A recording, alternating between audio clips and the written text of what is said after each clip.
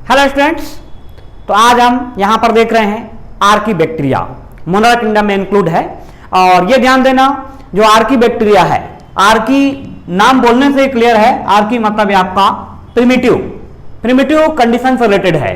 Primitive condition मतलब जो हमारा जो अर्थ का जब ओरिजिन हुआ या लाइफ का जब ओरिजिन हुआ उस समय की कंडीशन को अपन प्रिमिटिव कंडीशन के फॉर्म में यहां पर रिप्रेजेंट कर रहे हैं।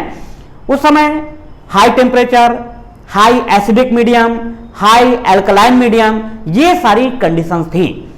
तो ये जो आर्की बैक्टीरिया है आज भी इसी कंडीशंस में या इसी प्रकार के एटमॉस्फेयर में पाया जाता है। मतलब आर्की बैक्टीरिया कहां पर पाया जाएगा? ऐसी कंडीशन जहां पर हाई टेम्परेचर है या हाई एल्कलाइन कंडीशन या साल्टी कंडीशन है या हाई एसिडिक मीडियम है, वहां पर ये बैक्टीरिया पाया जाता है। तो इस कॉन्सेप्ट के बेस पर इसको हम यहां पर दूसरा नाम क्या दिए, ध्यान रखना, ये एक्सट्रीमोफिल्स।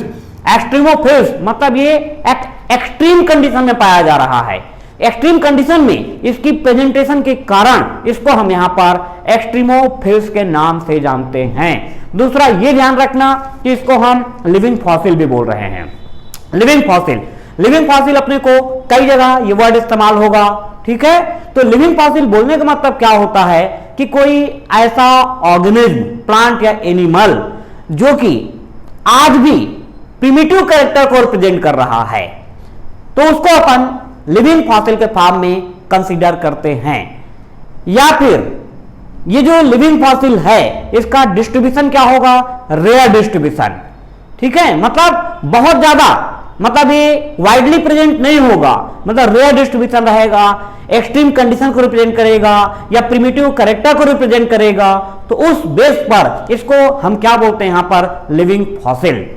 लिविंग फॉसिल का जो कॉन्सेप्ट है ये भी आगे चल करके जब अपन साइकस को स्टडी करेंगे वहां पर लिविंग फॉसिल मिलेगा, या फिर अपन जब आर्थ्रोपोडा वगैरह में जाएंगे, एनिलिडा वगैरह फाइलम को पढ़ेंगे, वहां पर भी कुछ लिविंग फॉसिल्स अपने को मिलेंगे। मतलब जितने भी प्रकार के लिविंग फॉसिल्स हैं उसका पूरा एक चार्ट आपको प्रोवाइड कर दिया जाएगा। तो फिलहाल लिविंग फॉसिल का बेसिक कॉन्सेप्ट ध्यान रखना कि ऐसे ऑर्गेनिज्म जो वर्तमान में पाए जा रहे हैं, जीवित हैं, लेकिन प्रिमिटिव कैरेक्टर या प्राचीन लक्षणों का प्रदर्शन कर रहे हैं, तो उसको अपन क्या बोलेंगे? Living fossil. एक सिंपल कॉन्सेप्ट मैं बता देता हूं। जैसे ह्यूमन है, ह्यूमन बिल्कुल यदि प्रिमिटिव कैरेक्टर को रिप्रेजेंट करे, प्रिमिटिव कैरेक्टर बोलने का मतलब क्या है कि बाल बिल्कुल बड़े हुए रहेंगे, नाखून बिल्कुल बड़े हुए रहेंगे, बिल्कुल एकदम न्यूड रहेंगे, तो उस कंडीशन को हम क्या बोलेंगे यहां पर? आपका प्रिमिटिव कंडीशन। और उस कंडीशन में ह्यूमन को लिविंग फॉसिल कंसीडर किया जाएगा। लेकिन ऐसा नहीं है। जो वर्तमान मानव हैं ये क्या है? आपका सिविलाइज्ड है, एडवांस है, इसलिए उसको अपन लिविंग फॉसिल नहीं बोल रहे हैं। लेकिन आगे चल करके हम कुछ ऐसे एनिमल के बारे में स्टडी करेंगे जो ओरिजिन के टाइम में भी सेम वैसे कैरेक्टर रिप्रेजेंट कर रहे थे और आज भी उनमें किसी प्रकार का चेंजेस नहीं आया है, सेम वही प्रिमिटिव कैरेक्टर को रिप्रेजेंट करते हैं, तो उनको हम कंसीडर करते हैं एज ए लिविंग फॉसिल। तो यहां पर ध्यान रखना कि आर्की बैक्टीरिया जैसा ओरिजिन के टाइम था सेम वही कैरेक्टर आज भी रिप्रेजेंट कर रहा है, तो इस बेस पर इसको हम कंसीडर करते हैं लिविंग फॉसिल में। दूसरा पॉइंट ये ध्यान रखेंगे, Archie bacteria is the linker in between prokaryotes and eukaryotes. तो यहां पर ध्यान देना कि फाइनली ये यूनिसेलुलर स्ट्रक्चर है, न्यूक्लियस विदाउट न्यूक्लियर मेम्ब्रेन है, इसके बेस पर इसको हम कंसीडर कर रहे हैं प्रोकैरियोटिक में। लेकिन इसके कुछ कैरेक्टर ऐसे हैं जिसके बेस पर यूकैरियोटिक के साथ ये सिमिलरिटी शो करता है। तो वो कैरेक्टर क्या है कि जैसे इसका जो क्रोमोसोम है, इसके क्रोमोसोम में डीएनए के साथ हिस्टोन प्रोटीन उपस्थित होता है।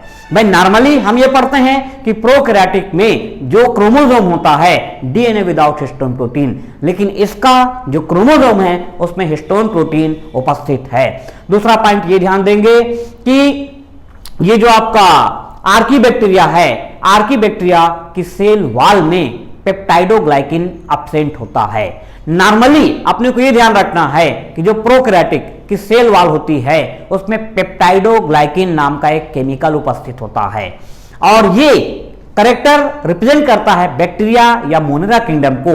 लेकिन आर्की बैक्टीरिया की सेल वॉल में पेप्टाइडोग्लाइकिन एब्सेंट है, तो ये इसकी सिमिलरिटीज है, यूकैरियोटिक के साथ सिमिलरिटीज है।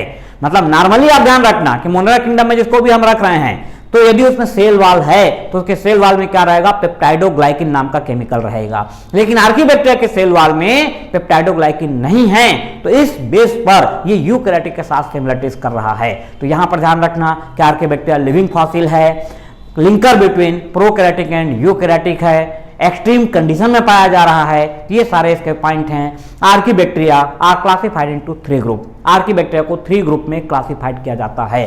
तो ये 3 ग्रुप इसका आपको मिलेगा। नंबर 1 पे आपको मिलेगा यहां पर ये हेलोफिल्स। ये क्या हो गया आपका, ये हेलोफिल्स। तो हेलोफिल्स बोलने का मीनिंग यहां पर ध्यान रखना, हेलो का मीनिंग क्या होता है, एल्कलाइन। हेलो का मीनिंग क्या होता है यहां पे, एल्कलाइन। तो ऐसे आर्कीबैक्टीरिया जो एल्कलाइन कंडीशन में पाए जा रहे हैं या जहां पर बहुत साल्टी कंडीशन है तो वहां पर जो प्रेजेंट है उसको अपन क्या बोलेंगे, यहां पर हेलोफिल्स के नाम से जाना जाएगा। दूसरा यहां पर आप याद रखेंगे, नेक्स्ट आपको मिलेगा थर्मो एसिडोफिल्स। दूसरा इसकी कैटेगरी क्या है आपका, ये थर्मो एसिडोफिल्स। ये सेकंड क्या हो गया आपका, थर्मो एसिडोफिल्स। नाम से क्लियर है, thermo means high temperature, acido means acidic medium. तो ऐसे आर्कीबैक्टीरिया जो हाई टेम्परेचर और हाई एसिडिक मीडियम में पाए जा रहे हैं उनको नाम दिया गया क्या यहाँ पे, थर्मो एसिडोफिल्स। और ये वेरी इंपॉर्टेंट इसलिए इसमें आपको एक एग्जांपल याद रखना पड़ेगा। इसका एग्जांपल है ये थर्मस एक्वेटिकस। इसका नाम क्या है आपका, ये पूरा नाम यदि इसका अपन देखते हैं इस आर्कीबैक्टीरिया का तो इसको अपन जानते हैं किस नाम से, थर्मस एक्वेटिकस के नाम से जाना जाता है। ये हो गया आपका थर्मस एक्वेटिकस। थर्मस एक्वेटिकस ये हो गया। अब यहां पर ध्यान रखिए, थर्मस मतलब बोलने से क्लियर हो रहा है ये हाई टेम्परेचर, थर्म टेम्परेचर से संबंधित है ये, ठीक है। अब यहां पर आप ये ध्यान रखेंगे, ये जो थर्मस एक्वेटिकस बैक्टीरिया है it is the source of Taq polymerase. एक एंजाइम है, इस एंजाइम का नाम क्या है, ध्यान रखना यहां पर, ये टेक पॉलीमरेज। Very important. मतलब इंडिया में जितने भी एग्जाम्स होते हैं सभी जगह ये क्वेश्चन आ चुका है, Taq polymerase enzyme. Taq polymerase enzyme में नाम क्यों पड़ा है, ये देखिए यहां से ये हो गया क्या आपका टी और यहां से क्या हो गया AQ, ठीक है। तो ये दोनों को मिला करके इस एंजाइम का नाम क्या दिया गया, Taq polymerase. This enzyme is highly resist for temperature. मतलब ये जो एंजाइम है 95 डिग्री सेल्सियस टेम्परेचर में भी एक्टिव रहता है, ये ध्यान रखना है। तो आइए थोड़ा सा हम एंजाइम क्या है, एंजाइम का कॉन्सेप्ट आगे चल के हमको डिटेल पढ़ना है, लेकिन शॉर्टकट में हम देखते हैं यहां पर enzymes are proteinous organic molecule which increase और decrease the rate of reaction. ये डिटेल हम पढ़ेंगे कि मतलब कोई भी जो लिविंग बॉडी है उसकी मेटाबॉलिज्म को कंटिन्यू रखने के लिए एंजाइम की रिक्वायरमेंट होती है। नॉर्मली जो एंजाइम होता है वो जैसे हमारे बॉडी की जो पूरी फिजियोलॉजी है तो हमारे बॉडी में जो भी एंजाइम वर्किंग कर रहे हैं वो 37 डिग्री सेल्सियस टेम्परेचर पर एक्टिव हैं। इससे ज्यादा टेम्परेचर यदि होगा तो एंजाइम क्या होता है, उसका डीनेचुरेशन हो जाता है, मतलब एंजाइम क्या होता है, नष्ट हो जाता है, ठीक है। तो यहां पर ये ध्यान रखना, ये जो टेक पॉलीमरेज एंजाइम है, Taq polymerase enzyme 95 degree Celsius तक आपका रेसिस्टेंस है इसमें, इतने टेम्परेचर पर इसका डीनेचुरेशन नहीं होगा। और नॉर्मली जो एंजाइम होता है ये आपका 38 to 40 डिग्री सेल्सियस टेम्परेचर के आसपास नष्ट हो जाते हैं या उनका डीनेचुरेशन हो जाता है। तो यहां पर ये वेरी इंपॉर्टेंट है आपका टेक पॉलीमरेज एंजाइम, ठीक है। इसका सोर्स क्या है, Thermus aquaticus bacteria. Taq polymerase enzyme is useful in polymer chain reaction. ये आगे चल के हम एक रिएक्शन पढ़ेंगे, इस रिएक्शन को हम क्या बोलते हैं, पॉलीमर चेन रिएक्शन।